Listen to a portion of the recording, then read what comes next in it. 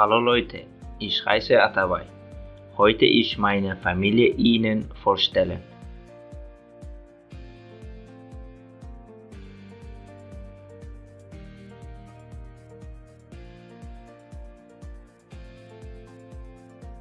Meine Familie.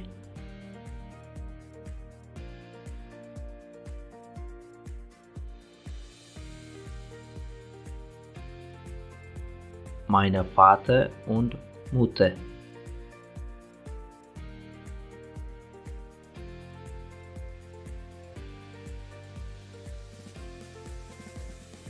Meine Geschwister, Bruder und Schwester.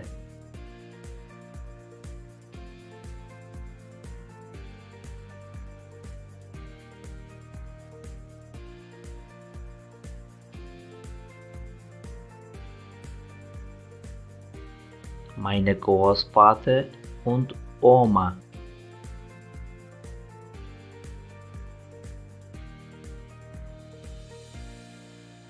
Meine Onkel und Tante.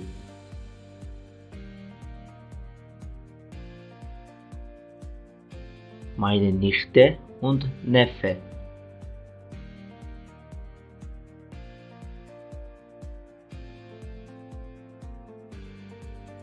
Nemis dilindäki garyndaşlyk atlary ikiye bölünýär. Biri erkek adamlar üçin aýdylýan atlar we beýlekisi bolsa aýal maşgaly üçin aýdylýan atlar. Birincisi Mann, Großvater, Vater, Bruder, Onkel, Neffe. Buların hemmesi erkek adamlar üçin aýdylýar. Aýal maşgalary üçin Frau, Oma, Mutter, Schwester, Tante, Nichte.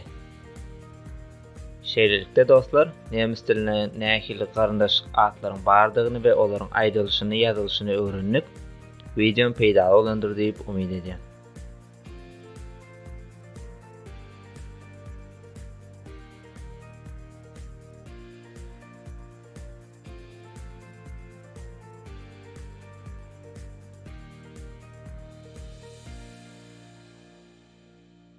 Indiki videolarda görüşýänçek hoş, sag olun.